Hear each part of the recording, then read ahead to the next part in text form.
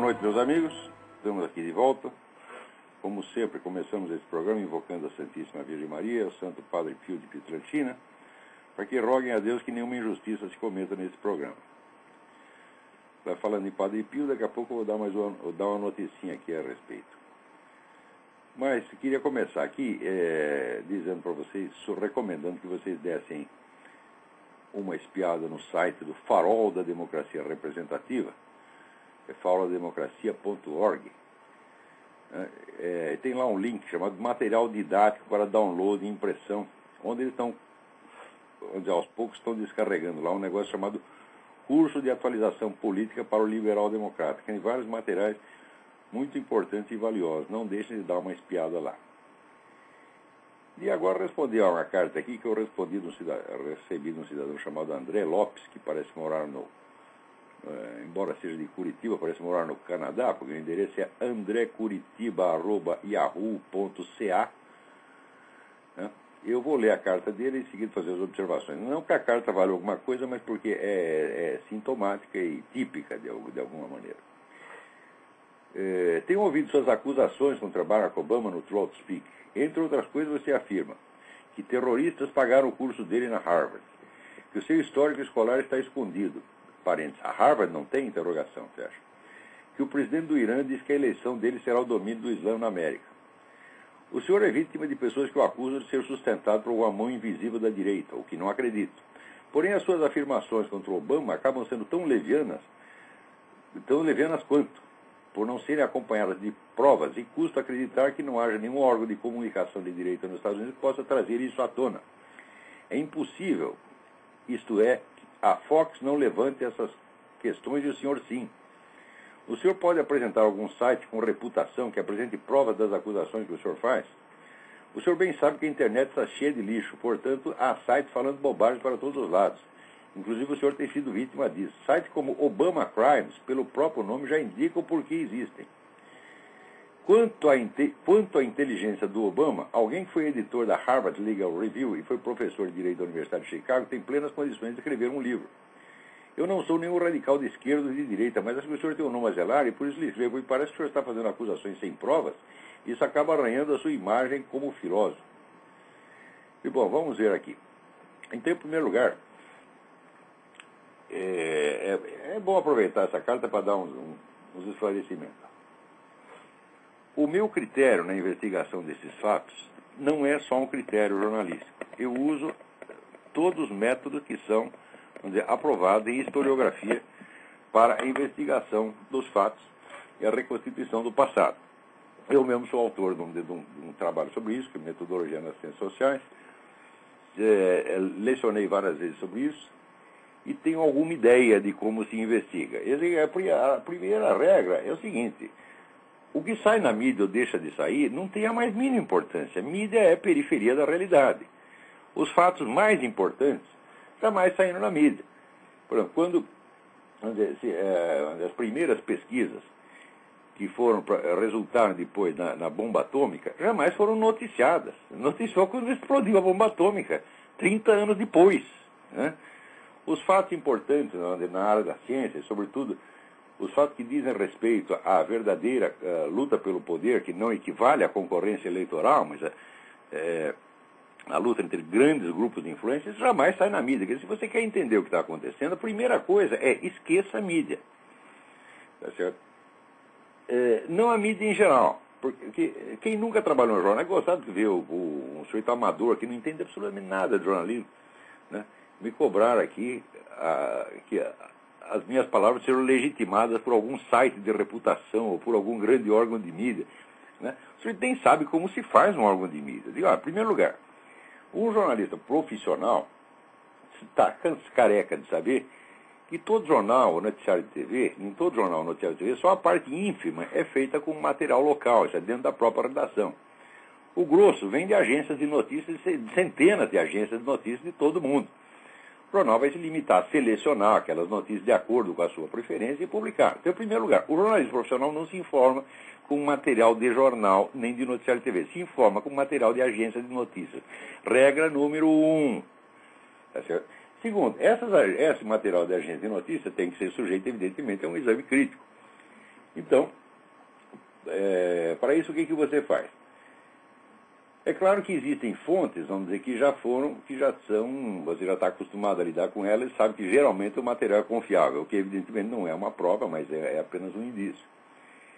Então, em último caso, você vai, na medida do possível, aos documentos de fonte primária, tá certo? Ou depoimento direto. Por exemplo, toda confissão, mas porque em jurisprudência existem métodos de investigação da verdade, não só em historiografia, mas também na ciência do direito e na arte da investigação policial.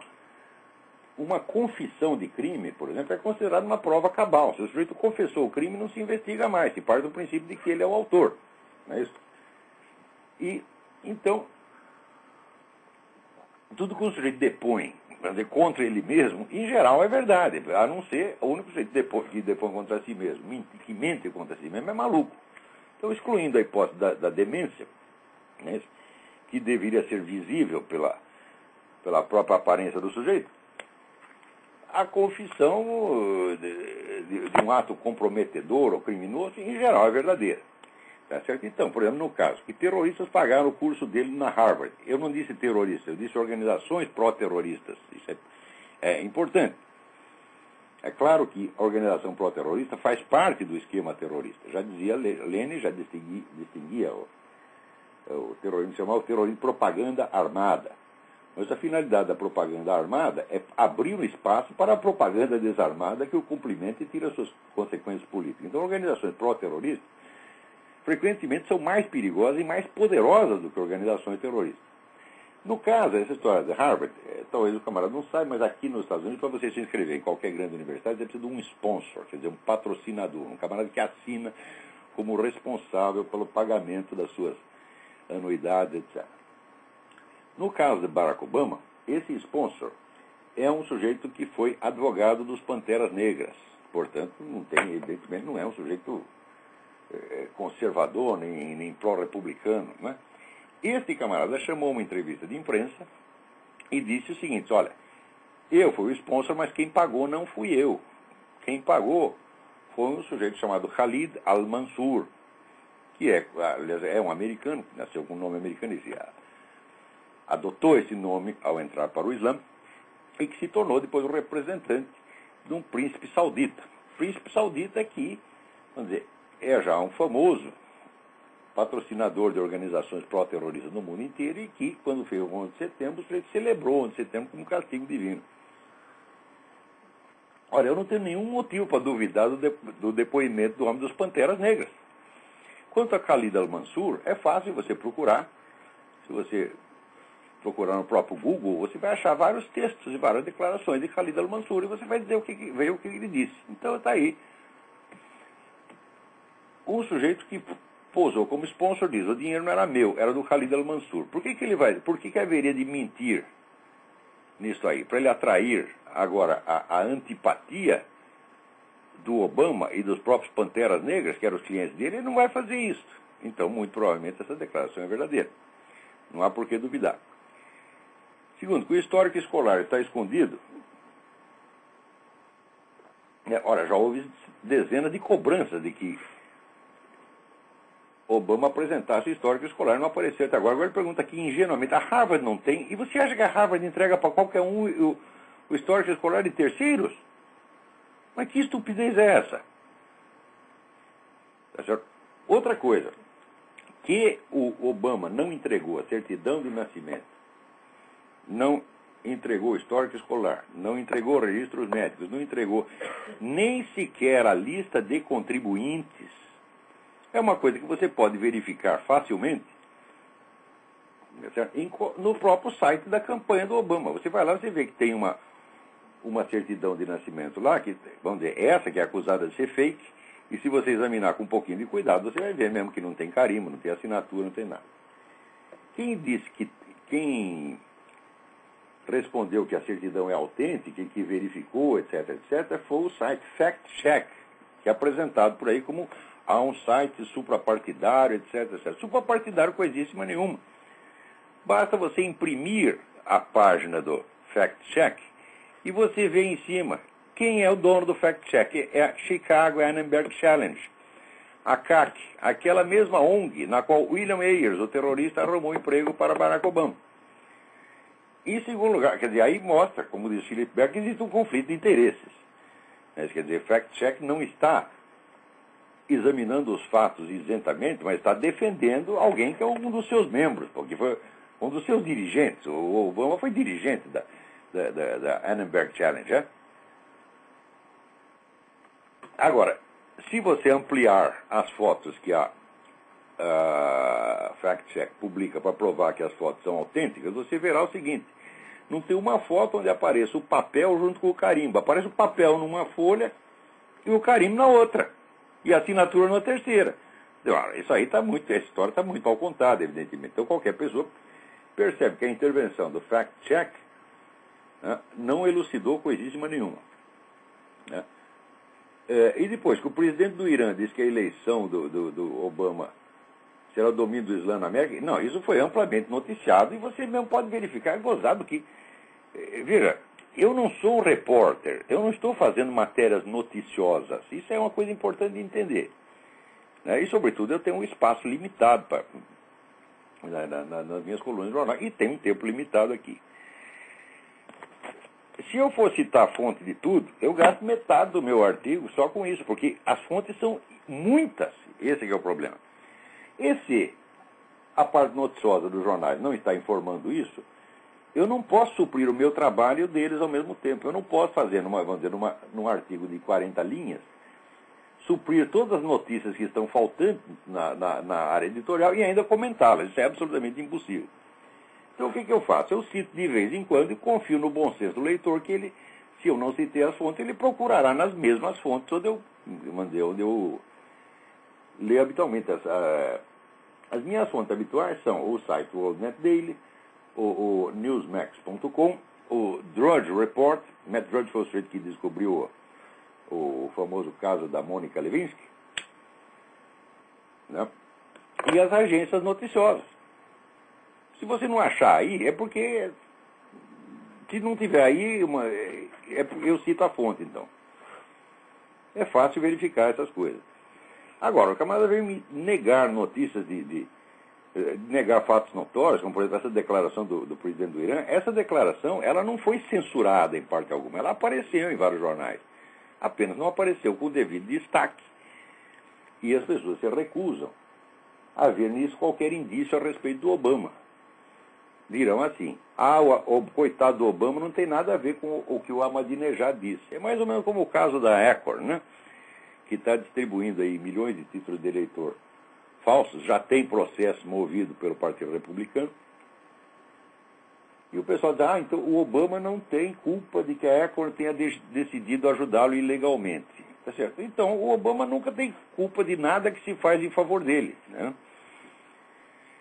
Essas coisas não é para você decidir de antemão, é para você investigar. Por exemplo, quando ele disse que não tinha nada a ver com a Acorn, que nunca trabalhou na Acorn, ele mentiu, porque isso aí já tem na internet até as fotos dele lá dando lições como instrutor da Acorn, né? Agora, o curioso é dizer, não acredito que não haja nenhum órgão de comunicação de direita nos Estados Unidos que possa trazer isso à tona. E primeiro, que órgão de comunicação de direita? Grande órgão de comunicação de direita não existe nenhum. A Fox News não é de direita, né? A Fox News pertence ao Rupert Murdoch, que tem jornais de esquerda no mundo inteiro. E aqui ele consentiu, no máximo, por causa de uma equipe que já estava lá na Fox News, ele consentiu, no máximo, em fazer um meio a meio. Tipo assim, Sean Hannity e Larry Combs. É meio direita, meio esquerda. Isto, para o padrão atual americano, já é direitismo excessivo, né?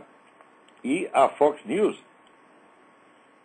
se você acredita, vamos dizer, que a Fox News é uma organização de direita, você já está completamente fora da realidade.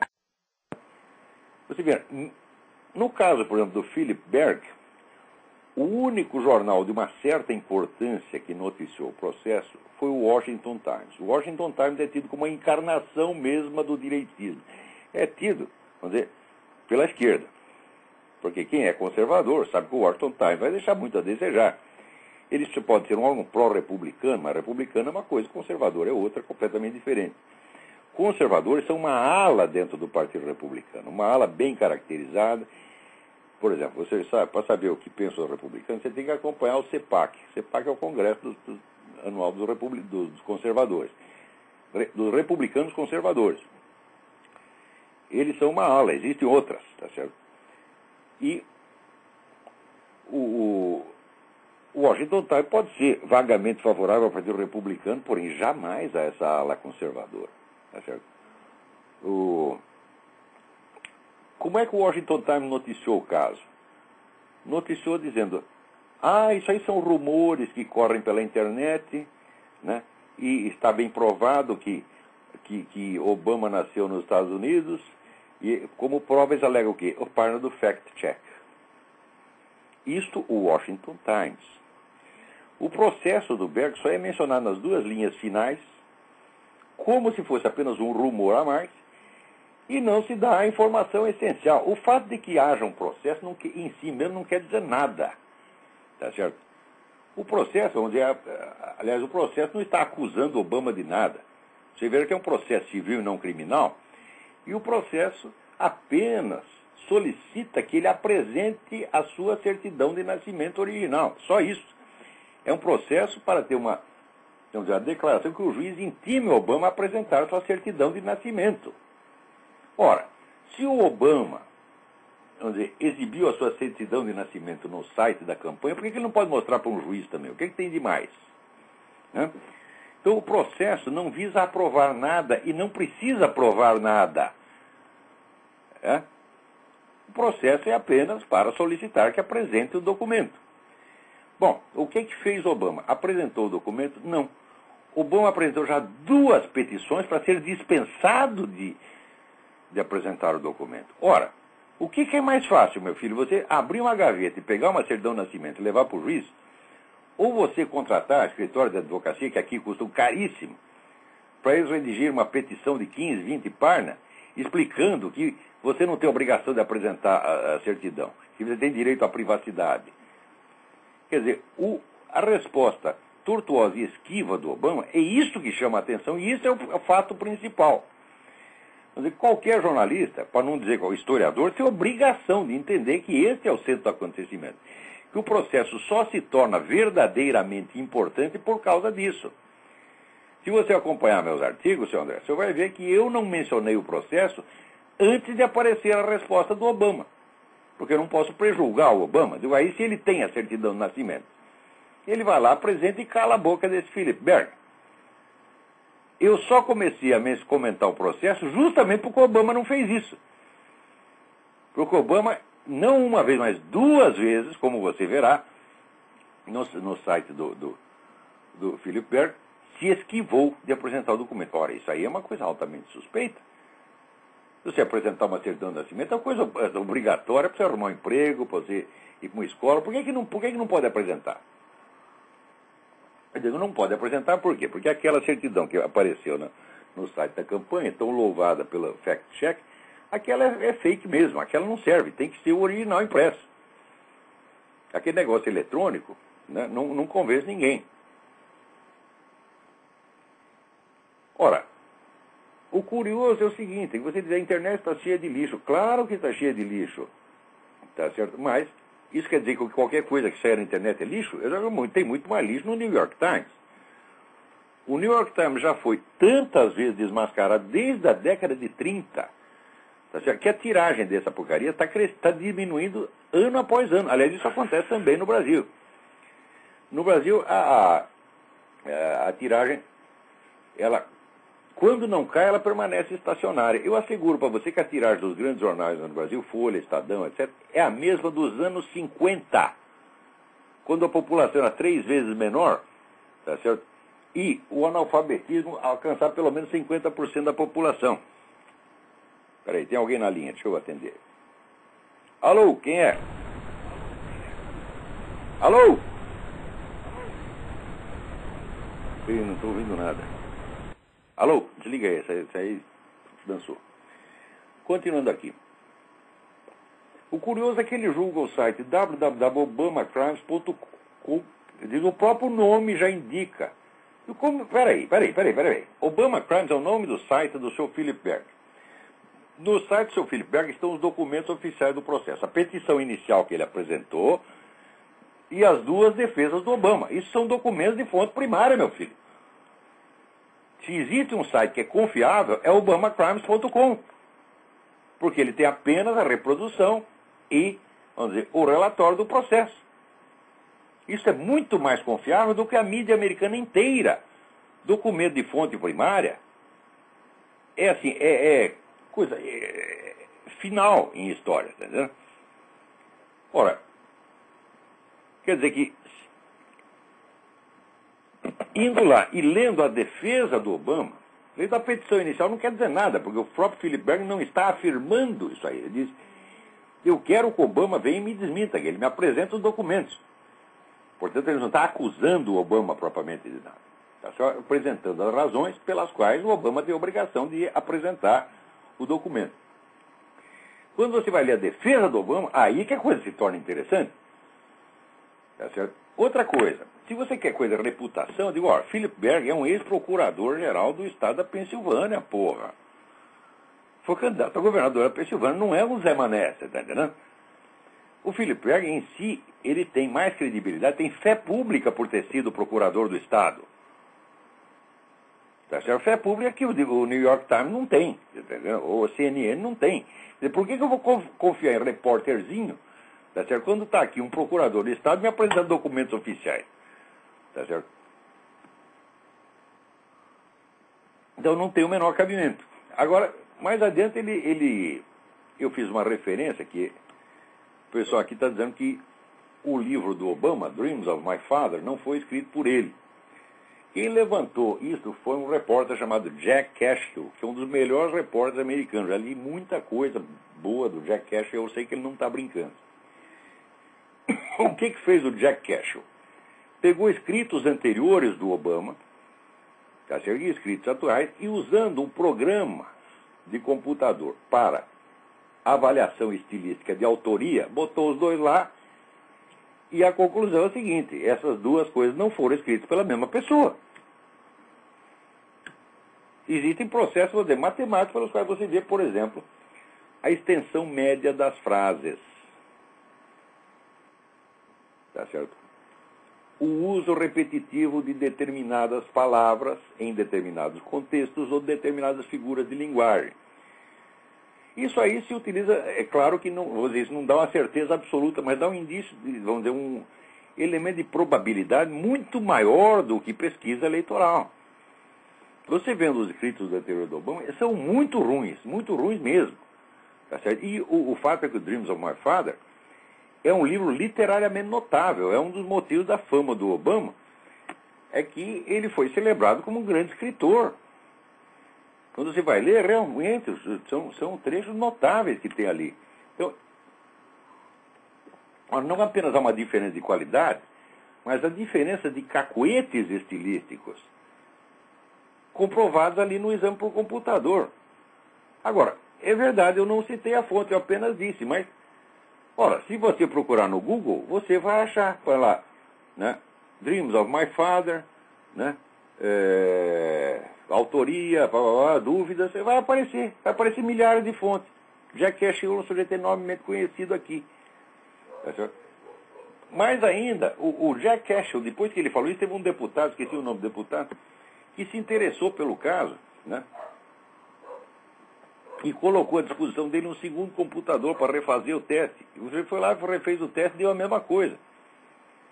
Mais ainda, ele fez o mesmo teste usando o Dreams of My Father e vários escritos de William Ayers, o terrorista. E há uma alta probabilidade de que tenham sido escritos pela mesma pessoa. Tá certo? Daí o Jack Cashill ainda colhe exemplo de um outro sujeito também ligado às Panteras Negras, que publicou um livro e que diz lá que ele mesmo admite que o William Ayers foi o ghostwriter dele. Olha, William Ayers e Barack Obama, Louis Farrakhan, que é o sujeito do Nation of Islam, essa turma do do Pantera Negra, todo mundo vive assim, de 1 a 3 quadras do outro num bairro chamado Hyde Park, em Chicago. Ó, é tudo vizinho, trabalharam juntos anos a fio. Um já é reconhecido como sendo ghostwriter, ele é um excelente escritor, William Wayne pode ser um criminoso, mas é um escritor hábil, e o outro, de repente, que é um sujeito que escrevia redaçãozinha de ginásio, aparece como autor de uma obra-prima da literatura. Mas que brincadeira é essa, porra? Né? Então, essas matérias do Jack Cashill foram todas publicadas no WorldNet Daily. Tá certo? Agora, como é um assunto que já foi comentado por outros órgãos, se diz num site importante, olha, peraí, note bem, existe algum site de reputação? Não há nos Estados Unidos inteiro um site jornalístico de maior reputação do que o WorldNet Daily. O WorldNet Daily, a visitação dele, diária, é 10 vezes a tiragem do New York Times. Nunca houve um site noticioso com mais reputação do que esse, ó, porra. E é lá que estão saindo as coisas. Agora, eu assinalei que o próprio WorldNet Daily ficou inibido de publicar o negócio do Obama, do processo do Berg. Por quê? Porque é escandaloso demais, parece um absurdo. À primeira vista, esse Berg parece um maluco. Agora, digo, olha, meu filho, você quer saber como é que se julga credibilidade de uma coisa? Eu tenho um livro sobre credibilidade, chama-se Aristóteles em Nova Perspectiva, a Teoria dos 4 Discursos. Tá certo? Desde Aristóteles, você sabe que existem 4 níveis de credibilidade. O primeiro é uma coisa ser meramente possível, como por dizer isso. Olha, existe vida em Marte. Eu digo, bom, é possível, não tenho a menor ideia. O segundo nível, verossimilhança. Verossimilhança é aquilo que parece verdadeiro, que parece com o que já acontecia antes. O terceiro nível é probabilidade, quer dizer, quando você consegue, vamos dizer, mais ou menos quantificar a probabilidade com que uma coisa vai acontecer. Tá certo? Ou a probabilidade ou razoabilidade. E o quarto é certeza absoluta, como por exemplo, 2 mais 2 é 4. Né? Ora, se você possui uma prova com nível de credibilidade superior, é ilegítimo você apelar ao nível inferior. Por exemplo, se eu tenho aqui um exame de computador que diz que com probabilidade X ou Y, o escrito tal não é da autoria do seu fulano de tal, não vale nada eu apelar ao argumento de verossimilhança e dizer, não parece. Isso é esquisito demais. Mas não vale. Então, olha, as minhas matérias são escritas, vamos dizer, com critério científico. E é por isso mesmo que quando eu aposto contra a mídia inteira, eu ganho. Como ganhei no caso do Foro de São Paulo. Tudo que você está me dizendo aqui sobre a improbabilidade dessas coisas, André, disseram para mim a mesma coisa durante 10 anos a respeito do Foro de São Paulo. Eu era um maluco que estava inventando coisas, era teórico da conspiração, era psicótico, paranoico, louco, extremista de direita, mentiroso, vigarista, me chamaram de tudo. E eu dizendo, vocês estão enganados, aqui o Foro de São Paulo existe, está atuando e é uma organização grande e lá tem organizações terroristas, organizações de sequestradores, etc. No fim se comprovou tudo. Daí o que os caras fazem? Tem que disfarçar o vexame. Então, de repente, eles começam a falar do Foro de São Paulo como se sempre tivessem falado. Isso aí o Globo fez, a Folha fez, o Estadão fez, todo mundo fez.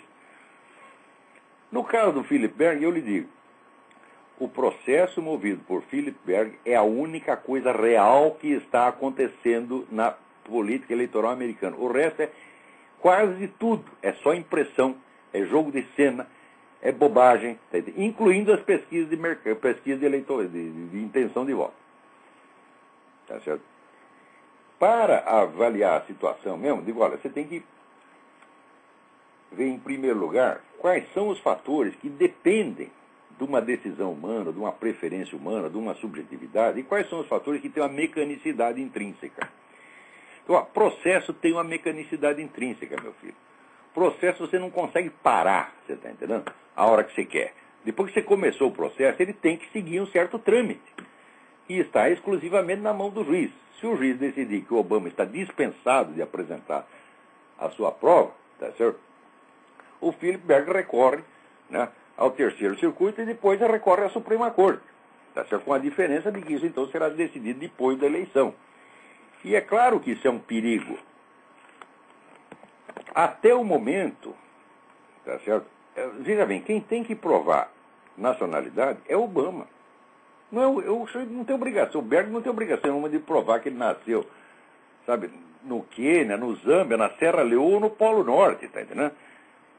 Não tem obrigação de provar nada, ele está apenas exigindo um documento, tá certo? Note bem, a Comissão Nacional Democrática tem obrigação de ter exigido este documento de Obama. Não exigiu, tá certo? Outra coisa, a Comissão Nacional Democrática assinou junto com o Obama a petição para ele ser dispensado de apresentar a certidão de nascimento. Quer dizer, quem está escondendo o documento não é só o Obama, é a Comissão Nacional Democrática. Isso está onde? Está na própria defesa do Obama. Você leia, porra. Né? Então, é o seguinte, a minha investigação desses fatos segue um critério científico e onde eu apostar contra a mídia, mesmo que seja a mídia americana inteira, eu digo aposto e ganho, porque eu sou um cientista, eu não estou aí para brincadeira. Quando eu não sei uma coisa, eu digo não sei. E quando sei, eu digo sei. E quando é apenas acho, eu digo apenas acho. Tá certo? Não estou aqui para receber lições de pessoas que acreditam, assim, na mídia, que toma a opinião média da mídia como se fosse o juiz da verdade. Quer dizer, aquilo que está acontecendo tem que aparecer na mídia. Se não apareceu, não aconteceu.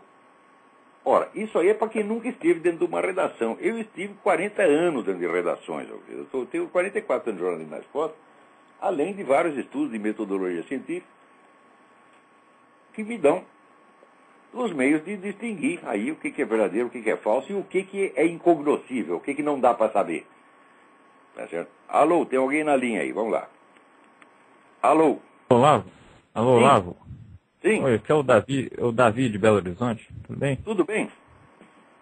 É o seguinte, eu tenho uma pergunta aqui, que é uma pergunta que pode ser um pouco cabeluda, mas vamos lá, eu até redigi ela, ok? Bom, é o seguinte, veja esse negócio, a eleição nos Estados Unidos, eles estão prestes a eleger um traidor. Eu vejo o que se transformou a mídia de massa e, por conseguinte, a opinião pública, a apostasia em massa e a nova ordem mundial que promete criminalizar o cristianismo. O Ocidente parece estar em decadência e nós estamos diante de uma crise. Bom, o Ocidente eu considero que os grandes pilares dele são a filosofia grega, cristianismo, direito romano.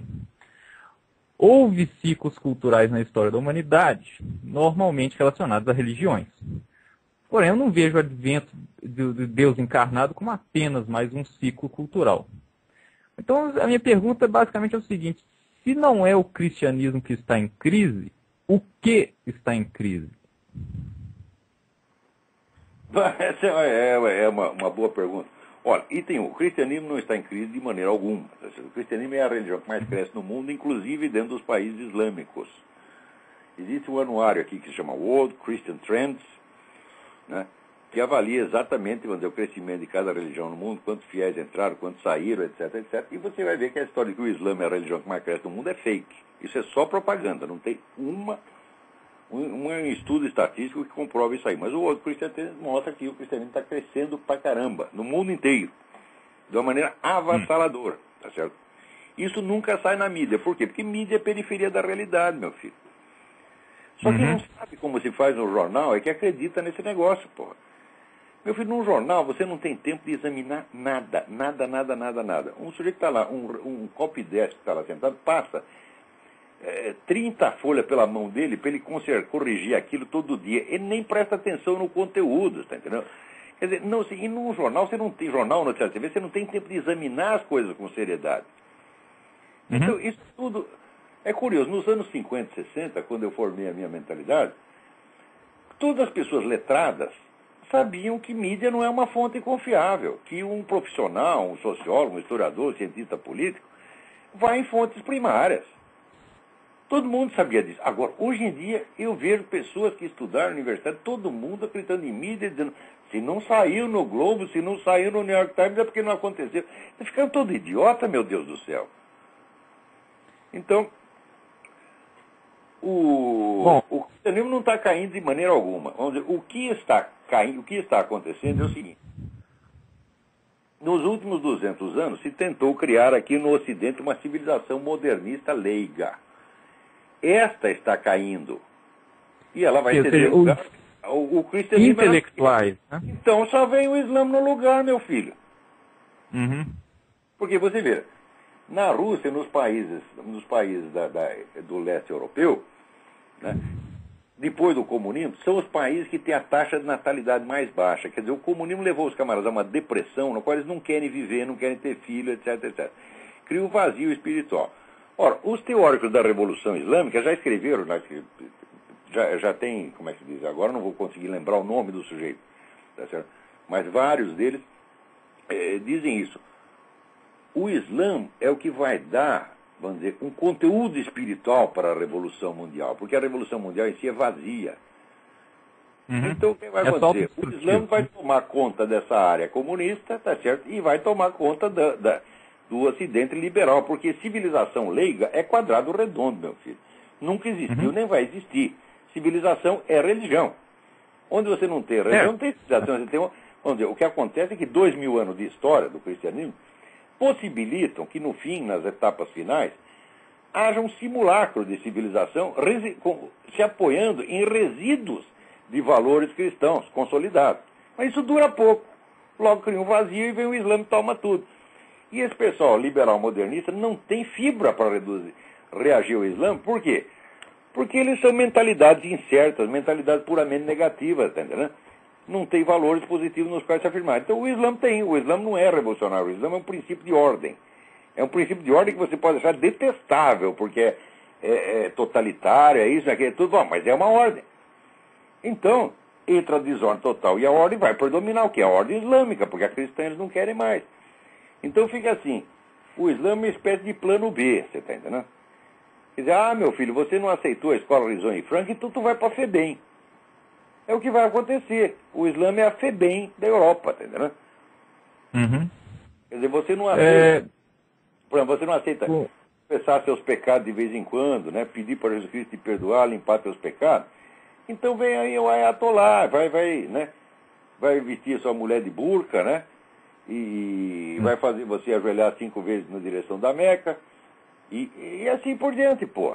Não pode comer isso, não pode comer aquilo, né?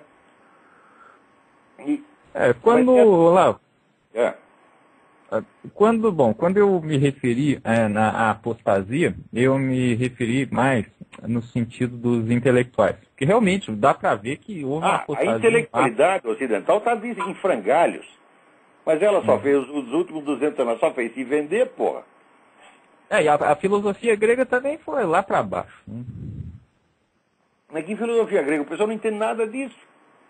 Você me mostra um professor universitário nesse país aí, que seja capaz de ler um texto de Aristóteles e de tirar uma conclusão razoável. Quando eu publiquei meu livro sobre Aristóteles, que foi em 97, fazia 30 anos que não saía um livro sobre Aristóteles no Brasil. 30 anos. Com esse monte de universidade que tem, paga com dinheiro público. Você sabe o que é vamos dizer, racionamento aristotélico durante 30 anos? Isso não existe em parte alguma do mundo. Então aconteceu aí. Tá certo? Olavo. Quando a gente fala de decadência, no Brasil a gente tem uma medida diferente das coisas, tá entendendo? Quando fala de decadência, quer dizer, nos grandes centros, nas grandes universidades, isso aí já acabou. Mas tem escolas menores que continuam. Né? Aqui você tem escola que molecada de 5 anos já lê em latim e grego. Tá certo? Quer dizer, é uma nova geração que está sendo formada e que vai subir ao primeiro plano da história daqui 20, 30 anos. Enquanto, vamos dizer, o establishment esquerdista só está produzindo analfabetos. Né? Não só aqui. Te recomendo um livro.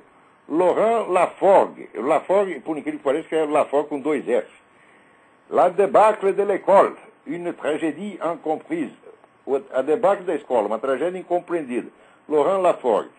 Isso para você, a escola francesa acabou, destruíram tudo, só está analfabeto, né? Lá pronto para ser militante obamista, né? Então a escola hoje só serve para isso. Então é claro que esse pessoal não tem capacidade de administrar uma civilização, só pode fazer obra destrutiva. A capacidade de destruição não é exatamente um poder. Poder é você querer fazer uma coisa, dizer o que vai fazer, conseguir fazer exatamente aquilo e ter bom resultado. Não é isso? Agora, o sujeito fazer uma desgraceira, destruir tudo e depois se ferrar junto, não é propriamente poder. É apenas uma força demoníaca de autodestruição. Como Hitler dizia que ia ter um Reich que ia durar 1000 anos, durou 12. Tá certo? E acabou do jeito que acabou. E o nego chega lá, no fim, ele mete uma bala na cabeça.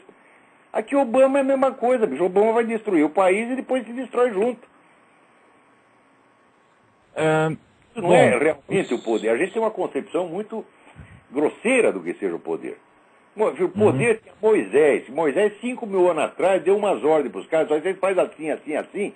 Até hoje está obedecendo igualzinho. Isso é poder, meu filho. Poder é atravessar o tempo. Sobreviver ao tempo e vencer o tempo. Isso é poder.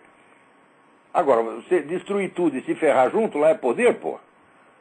Bom, Olavo, bom, finalmente aqui, a diferença, talvez, entre nós termos entrado num ciclo cultural islâmico e continuarmos num ciclo cultural cristão, talvez seja a sobrevivência desses núcleos de cultura, né?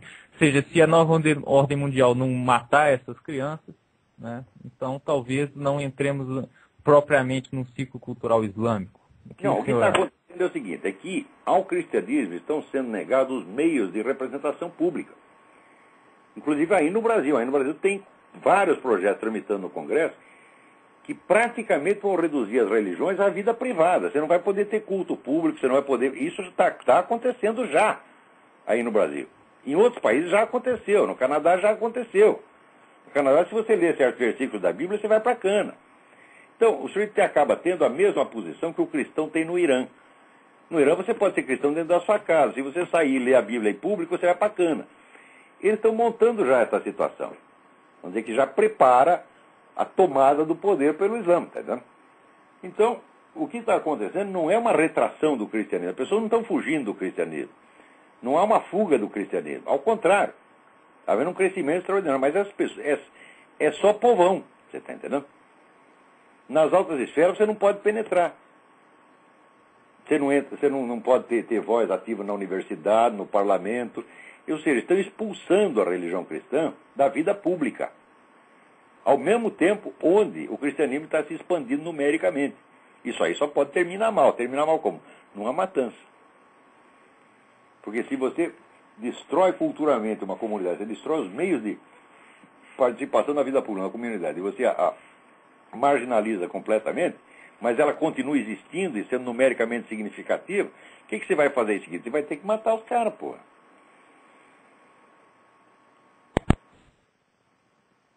Sim, então, digamos, mas e se um Stalin aparece no Ocidente e mata, casa com os cristãos em si, ou seja, matar os caras mesmo?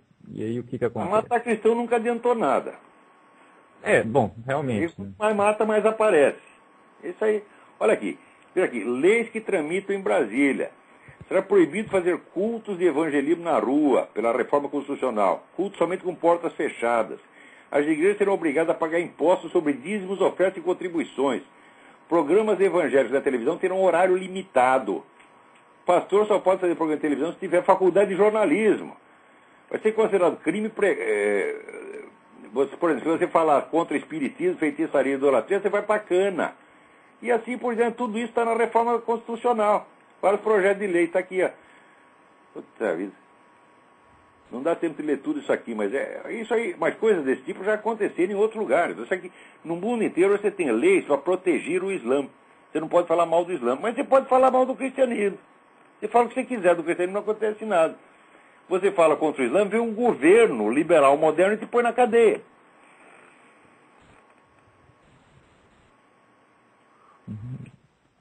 Bom, eu acho que é isso então. Fila aí esperando para falar. Ok, muito obrigado, Olavo. Obrigado eu. Alô? Alô, quem é?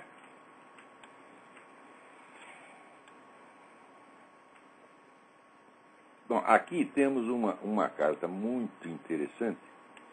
Duas cartas sobre paralaxe, uma do Daniel Scherer e outra da Camila Flores. Eu não vou responder essas perguntas aqui porque as respostas são muito complexas, mas eu vou fazer uma gravação para o seminário de filosofia, não do curso do seminário, mas aquelas gravações que eu faço de vez em quando para lá, e vou responder as suas perguntas lá. Aliás, falando de seminário de filosofia, nós tivemos um problema horroroso com o provedor, tá certo? Que nós botamos material lá que a memória deles não aguentava, daí o que eles fizeram? Trancaram nossa conta.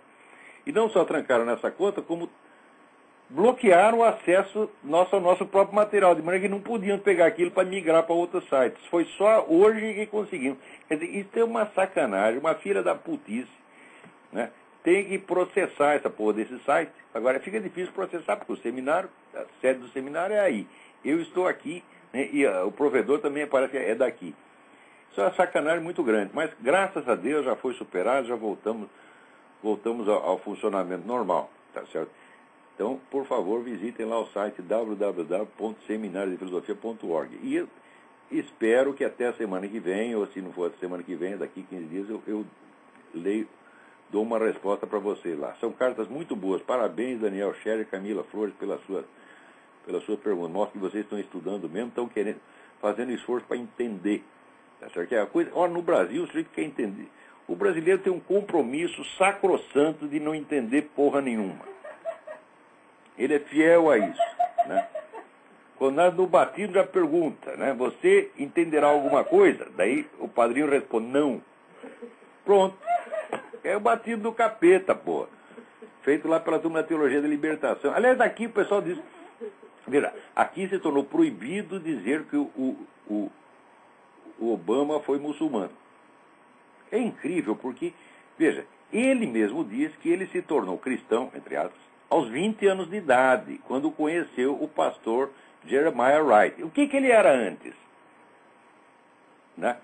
Era ateu. Eu sei assim, que na Indonésia, até em escola católica, quando ele estudava em escola católica, ele estava registrado como muçulmano e estava na classe dos muçulmanos. O Daniel Parks já provou isso aí. Olha, ele pode ter se convertido depois, mas que ele foi muçulmano, nem foi. Isso é uma mentira. Agora, vem esse palhaço desse Colin Powell, né, dizer, não, estão difamando o Obama, dizendo que ele foi muçulmano, etc. Mas como? Peraí. Está lá no livro de memórias dele, ele diz que se tornou cristão aos 20 anos de idade. E antes era o quê? Foi educado. Estão dizendo até que ele foi educado no Islã. Olha que calúnia, mas, meu Deus do céu, está lá nos documentos dele. Esse Colin Powell mentiroso, vagabundo, canalha, é isso que esse sujeito é. Sempre foi. Eu disse isso desse camarada desde o início. Desde o início. Esse sujeito não presta. Isso é um traidor. Tá certo? E para mim está claro já isso aí. Foi secretário de Estado da Defesa, pior ainda. Agora aqui todo mundo diz, você fala isso porque o sujeito é preto. O caralho, meu candidato é preto, Alan Keyes. O que fizeram no Alan Keyes? Deram-lhe um pontapé na bunda, o melhor homem que tinha nos Estados Unidos, para botar esses vagabundos, que nem pretos são semi-pretos. O Colin Powell é preto de 5ª geração, acho que eu sou mais preto que ele. E o Obama também é apenas um mulato e não é descendente de escravo americano, coisa nenhuma. Tá certo? Quer dizer, como é que afro-americano? Ele não é afro-americano, né? Quem é? Alô? Alô? É Ayrton do Rio. Ayrton, tudo bem? Tudo bem, Olavo? Boa noite. Boa noite. Então, eu estou lendo aqui o Aristóteles em Nova Perspectiva, começando, né? Porque eu tentei ler no original, realmente é complicado, rapaz. É bem mais difícil. Eu, quando comecei a acompanhar a sua carreira, eu estava começando a ver suas colunas, né? Eu estava começando a compreender um pouquinho da filosofia e buscando informação. E é claro que a gente se apaixona primeiro pelo Nietzsche, porque é muito mais fácil, né? É mais fácil. Claro. Nietzsche é escritor para adolescente. Depois você é muito mais. É para adolescente, exatamente. E outra coisa também, os filósofos, esse rapaz que ligou aí contestando aí as suas opiniões sobre o Obama, que eu concordo com você plenamente, é porque os filósofos estão sempre muito à frente do tempo. Porque uma pessoa como o senhor que vive para estudar, para pesquisar, você está muito à frente de quem está vendo só a superfície ou acompanhando a mídia, né? Essa mídia. Tem um amigo meu que diz, ó, o problema de você nascer, né, 50 anos à frente é que você tem que esperar 50 anos. Esse é o problema. Eu desde que acompanho você não errou uma, rapaz. Tu acerta tudo. Impressionante. Então, pelo menos que ele lhe deu o benefício da dúvida. Pra ele não queria eu ter errado. Queria eu ter errado todas essas análises. Infelizmente, eram todas verdadeiras. É verdade. Mas não é mesmo, o Kant só conseguiu lançar o primeiro livro, só ter algum reconhecimento, ele curtiu mais ou menos um ano e morreu. De sucesso e morreu, né? O maluco, porra. É um coitado, ele conseguia escrever durante meia hora por dia, porque tinha aquelas dores de cabeça, da sífilis terciária. Escrevia meia hora por dia, que ele escrevia aforismos, né? De repente acordava lá, saía do delírio, tive uma ideia, daí ia correndo, escrevia um negócio e depois voltava para a escuridão, você está entendendo? Então aquilo não faz coisa, às vezes tem até ideias brilhantes no meio, mas são ideias soltas. Né? O Eugen Fink, que foi secretário de Edmund Husserl, um homem de altíssima competência, né, falou, não, eu vou ler todo o livro do Nietzsche e vou reduzir aquilo a um sistema, eu quero saber qual é a coerência do sistema do Nietzsche, né, qual é a unidade. Né? Sabe o que aconteceu? Ele achou 4 sistemas diferentes. Tá entendendo? E o Nietzsche jamais chegou a conclusão sobre isso. Um amigo meu tinha me falado. Eles leem bastante confuso e eles dizem que isso é fecundo. É fecundo, um monte de ideia errada. Né? Eu concordo com o senhor. A humanidade atingiu um grau de evolução tal, por causa da religião. Né? Que deu o norte moral, ético, espiritual, esse vazio interior. As pessoas ficam procurando o sentido da vida quando ela está na própria religião há milênios, né? E aí vem o Nietzsche e de uma hora para outra tira isso, subtrai. O cara pira. A Igreja Católica ela teve uma luta de milênios para acabar com a escravidão. A escravidão romana era um negócio horroroso, porque o escravo não tinha sequer direito de ter família. Na hora de procriar, juntava um bando de homem, um bando de mulher, era uma suruba assim de 500 pessoas de um lado, 500 do outro. Era um Maracanã. Tá entendendo? E daí todo mundo comia todo mundo, né? Aquele negócio que nem do português, me passaram a mão na bunda, não comi ninguém, aquele negócio horroroso. E daí ninguém sabia quem era o filho, e, portanto não tinha família, não tinha herança, não tinha nada. Era tratado que nem bicho. A igreja, depois de muitos séculos de luta, conseguiu assegurar que eles tivessem o direito de casar, ter filho e ter sua propriedadezinha. Uma coisa maravilhosa. Mas ainda não estava bom, ainda continuou lutando. Foi o cristianismo que extinguiu a escravidão no mundo. No Islã tem escravidão até hoje. É legítimo no Islã a escravidão. Agora os caras ficam inventando aí que foi Stalin que libertou os escravos. Foi Fidel Castro. Na União Soviética só tinha trabalho escravo. Era só trabalho escravo. Se você não tem o direito de escolher seu emprego e o lugar onde você trabalha, é trabalho escravo, porra. Na China é trabalho escravo. Na China hoje em dia é trabalho escravo, porra. Claro, a China é 100% trabalho escravo. Não tem direito a fazer greve, não tem outro jornal, não tem como contestar, não tem nada. Não tem nada. Quer dizer, eu quero jogar religião pela janela, olha, tem uma religião que é doce, macia, etc, etc. Tem outra que é durona, é porrada na cabeça, que é o Islã. Você imagina, olha, o George Soros dizia o seguinte, olha, esse negócio de você achar que você é Deus é uma doença, mas eu já estou me acostumando com a ideia. Então, se o George Soros pode pensar isso, você durante 2 minutos imagina... O Lula também. O Lula também. O Obama aqui, chamou ele de Messias. Tem uma outra admiradora dele que chamou ele de meu Jesus. Agora, ele, muito modestamente, ele disse a seguinte frase: contrariamente ao que diz a opinião popular, eu não nasci numa manjedoura. Já pensou se ele não dissesse? Né? Agora, se o Obama pode brincar, eu também posso. Eu vou imaginar que eu sou Deus. Então tem lá uma religião, o cristianismo. Né? Eu mandei meu próprio filho para sacrificar para os caras. Bom, agora, a segunda que está prevista na Bíblia, preste bem atenção. Né? Ninguém pode negar totalmente as origens divinas do Islã, porque ela está anunciada na história de Abraão. Quando Agar vai para o deserto, e o menino está chorando porque não tem água, né? Daí Deus anuncia, não fique perturbado, que vai nascer dele uma grande nação. Nação não quer dizer nação no sentido moderno, jurídico, quer dizer nação, quer dizer um povo em torno de uma religião. Então o Islã está previsto na Bíblia, claro que está. Agora, o Islã é o plano B. E também avisa o seguinte, que o Islã seria como um jumento selvagem. tá certo? Então, ó, você não quer aqui a religião do cordeiro, manso, pacífico, tem a religião do jumento selvagem que vai te dar coisa na bunda. É na marra. Na marra, e você vai ver o que é bom para tosse. É o que a escolha que a humanidade imbecil está fazendo. É. Olavo, você tem toda a razão. Eu vou desligar agora, que eu estou fazendo interurbano, e eu ainda não trabalho, não estou mamando nenhuma teta do governo, como esses petistas safados. Então tem que desligar aqui para economizar. Trabalhar, você vê que coisa horrorosa. Pois é, nós capitalistas a gente tem que trabalhar, bicho. É que nem Obama jamais trabalhou. Obama jamais teve um emprego, rapaz. É verdade. Vai ter que arrumar a ONG do Obama. O Lula ainda trabalhou de operar 2 anos. O Obama nem isso. Ele já foi direto para a ONG, para cavar dinheiro, cavar verba pública. É um negócio incrível. Posso deixar uma pergunta no ar aí? Deixa. O que gostou da visita do Champagne ao babaca do Hugo Chávez? Por que você não vai falar com a oposição, com o líder estudantil que está perseguido pela ditadura chavista, né?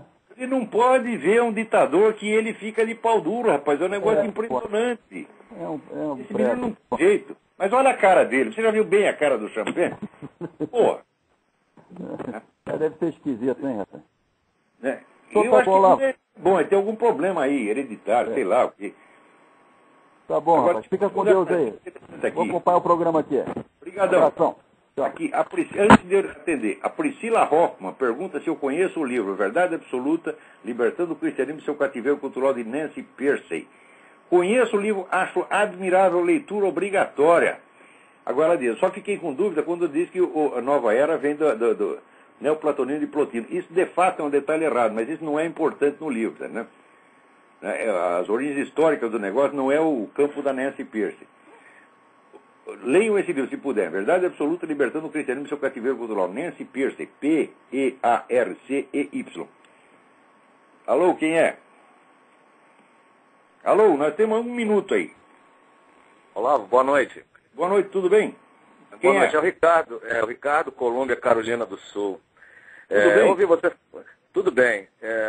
Sou seu fã. Eu ouvi você falando a respeito do Colin Powell. Mas você não sabe, eu estava assistindo semana passada na própria Fox, a declaração do John McCain, quando alguém num evento de campanha dele falando que estava com medo do Obama, scared, ele falou, não, eu me lembrei de você. Eu falei, não, mas ele é um homem decente, não sei o quê. Você não parece que o cara passou 10 anos no Vietnã. Provada, é apoiado por todos os inimigos dos Estados Unidos, e você desconfiar dele é racismo.